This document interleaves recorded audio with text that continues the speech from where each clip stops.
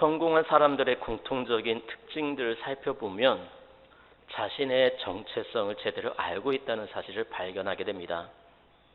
즉 자신이 누구인지 정확하게 알고 자신이 무엇을 할 수 있는지, 자신의 능력치가 어느 정도 되는지 제대로 알고 있어야 앞으로 자신이 어떤 삶을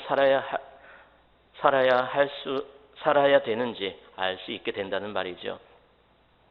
우리 사람들은 자기 자신의 정체성을 제대로 알고 있어야 합니다. 특별히 우리 하나님을 믿는 하나님의 백성들은 더더욱 자신의 하나님의 백성이라는 정체성을 제대로 알아야 합니다. 하나님의 백성으로 살아간다는 것은 세상과는 구별된 매우 특별한 삶을 살아야 하기 때문이지요. 이런 하나님의 백성들을 오늘 본문 1절에서는 너희는 너희 하나님 여호와의 자녀니라고 선포하고 있습니다. 이스라엘 백성들은 어떤 사람들입니까?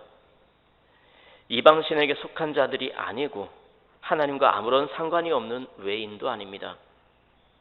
하나님은 이스라엘 백성들이 하나님 여호와의 자녀라는 사실을 분명하게 밝히고 계십니다. 또한 2절에서는 여호와의 성민이라는 표현을 사용하고 있습니다. 너는 내 하나님 여호와의 성민이라, 여호와께서 지상 만민 중에서 너를 택하여 자기 기업의 백성으로 삼으셨느니라 라고 이렇게 기록을 하고 있죠. 그렇다면 성민이란 오늘 우리에게 어떤 의미로 다가올까요? 이 성민이란 말이 히브리어로 암카도시라고 하는데요. 이 말은 택한 백성, 거룩하게 구별하여 바친 백성이라는 뜻을 가지고 있습니다. 그렇다면 하나님께서 세상 만민 중에서 이스라엘 백성들을 거룩하게 구별하신 그 이유가 무엇일까요? 그것은 바로 하나님의 소유로 삼으시기 위한 것입니다. 레위기 20장 26절에 보면 너희는 나에게 거룩할지어다. 이는 나 여호와가 거룩하고 내가 또 너희를 나의 소유로 삼으려고 너희를 만민 중에서 구별하였음이니라 라고 기록을 하고 있습니다. 이처럼 하나님께서 이스라엘 백성들을 자신의 소유로 삼으시기 위해 구별하셨듯이 오늘 이 시대에는 예수 그리스도를 메시아로 믿는 우리 그리스도인들을 하나님의 백성으로 삼으셨습니다. 세상의 많은 민족, 많은 사람들 중에서 특별히 우리를 거룩하게 구별하셔서 하나님의 백성 삼아 주신 것입니다.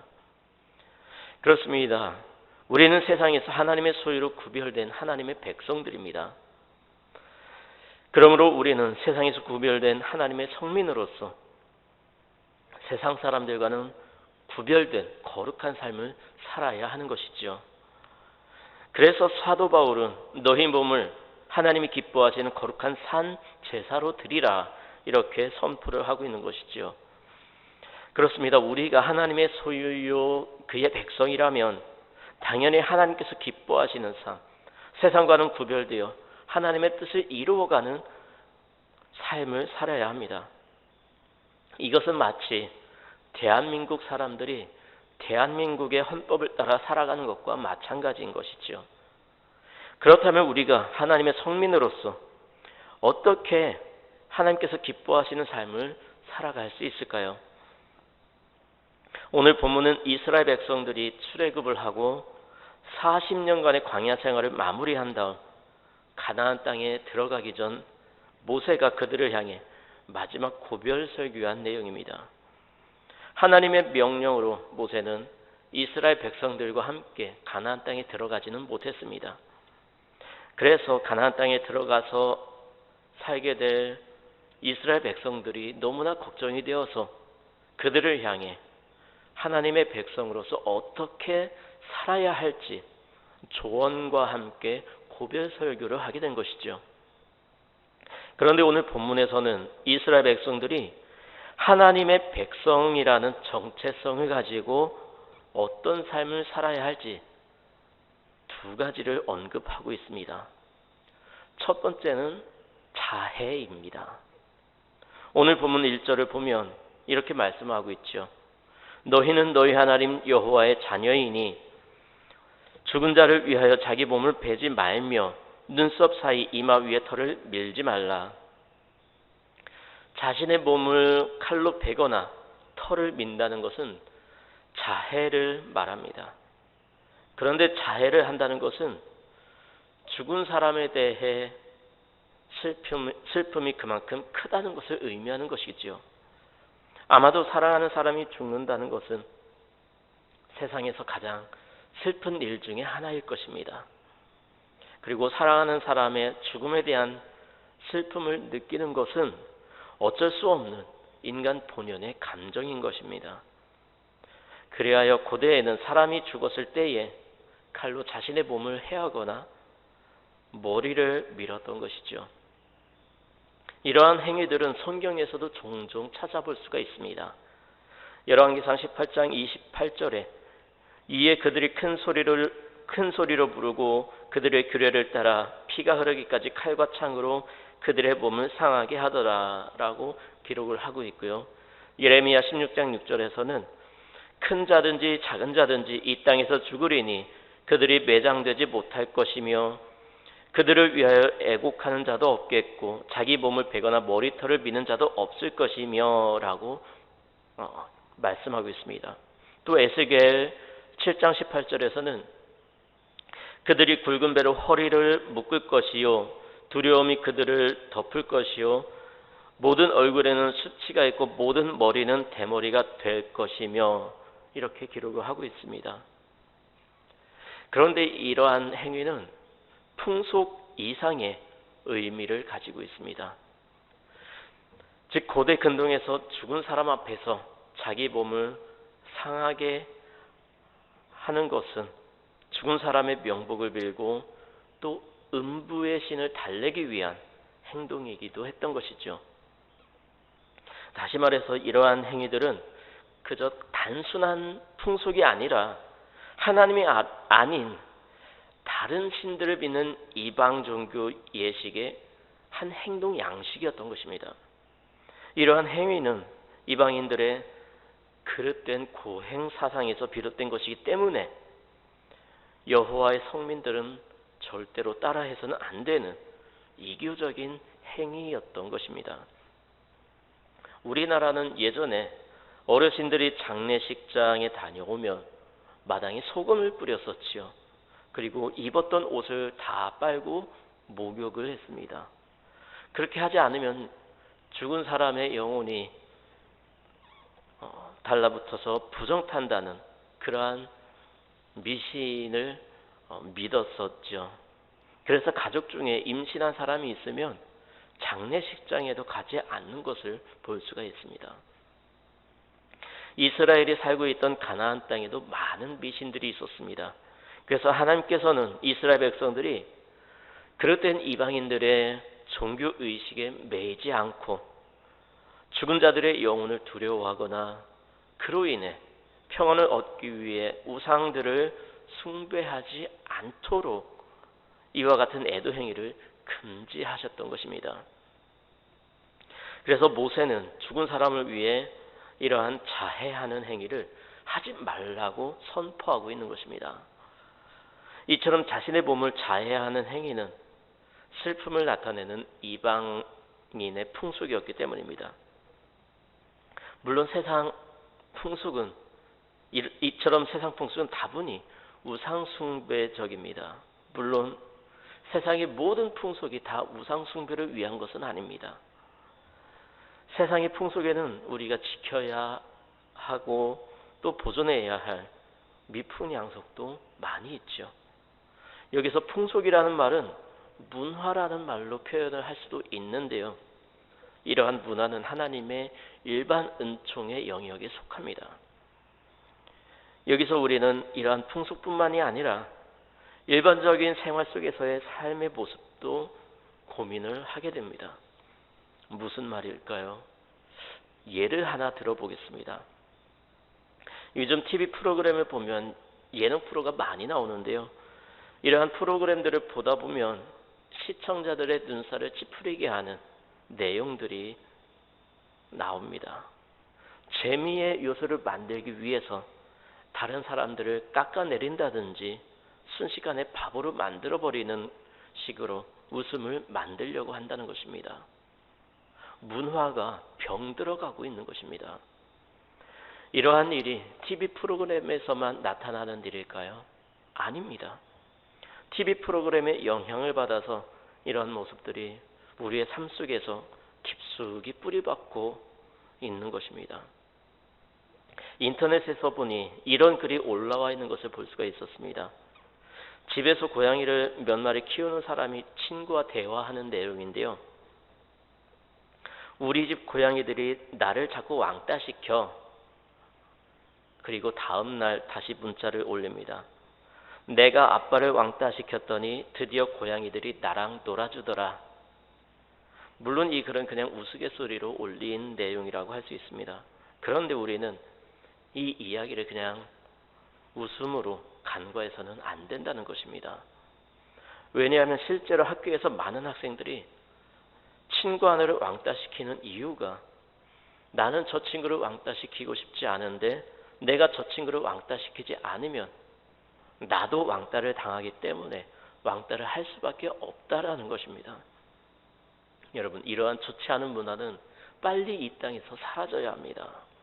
하나님께 선택받은 우리 그리스도인들부터 이러한 악한 문화가 우리의 생활 속에서 사라지도록 우리가 올바른 문화를 만들어야 합니다. 하지만 우리의 현실은 어떻습니까? 사람들의 눈치를 살피고 그들에게 외면당하지 않기 위해 세상 사람들과 똑같이 하고 있지는 않습니까? 아니, 오히려 이런 상황을 더 조장하고 만들고 있지는 않습니까? 비록 단적인 예로 한 가지만 말씀을 드렸지만 이러한 좋지 않은 문화들이 수도 없이 우리의 생활 속에 자리 잡고 있습니다. 그러나 우리는 아무런 생각 없이 행동하는 경향이 있지요. 여러분, 이러한 일을 하나님께서 기뻐하실까요? 우리는 하나님의 선택을 받은 거룩한 성민입니다. 하나님의 성민이라면 당연히 하나님께서 기뻐하시는 삶을 살아야 합니다. 이러한 성민이라는 정체성을 잊지 마시기 바랍니다. 그리하여 하나님께서 기뻐하시는 거룩한 문화를 만들어 가야 하겠습니다. 두 번째는 음식입니다. 3절에서는 하나님의 성민으로서 가증한 것은 무엇이든지 먹지 말라고 말씀하고 있습니다. 이는 택하심을 입은 하나님의 성민으로서의 구별된 삶을 살라고 선포하는 것입니다. 믿는 사람들은 세상 문화를 함부로 추종해서도 안 되고 심지어 먹고 마시는 일조차 주의하며 무익한 것은 피하는 것이 좋습니다. 여기서 한 가지 드는 의문점이 있죠. 거룩하게 사는 것과 음식과 무슨 관계가 있기에 모세는 먹는 음식에 대해서도 거룩한 것과 그렇지 못한 것을 구별을 하고 있는 것일까요? 그것은 바로 먹는 것은 우리 인간이 살아가는 데 있어서 가장 기초적이고 본능적인 생활 양식이기 때문입니다. 즉 우리의 삶의 가장 기초적인 것부터 거룩하게 구별해야 된다는 사실을 이야기하고 있는 것입니다. 기초를 든든히 다지는 것은 굉장히 중요합니다. 공부도 어려서부터 기초가 잘 잡힌 아이들은 커서도 무리 없이 공부를 잘 할 수가 있습니다. 군대에서도 기초 군사교육을 중요하게 여기고 또 운동선수들도 기초 동작을 끊임없이 반복하며 연습을 하는 거죠. 그 기초 동작을 마스터했어도 선수 생활을 하면서 계속해서 기초 동작을 또다시 연습하고 또다시 연습을 하고 하는 이유는 기초가 제대로 잡혀있지 않으면 수준 높은 기술을 제대로 연마할 수 없기 때문입니다. 그러므로 우리는 신앙생활에서도 구별된 하나님의 성민답게 범사의 거룩함을 추구해야 하는 것입니다.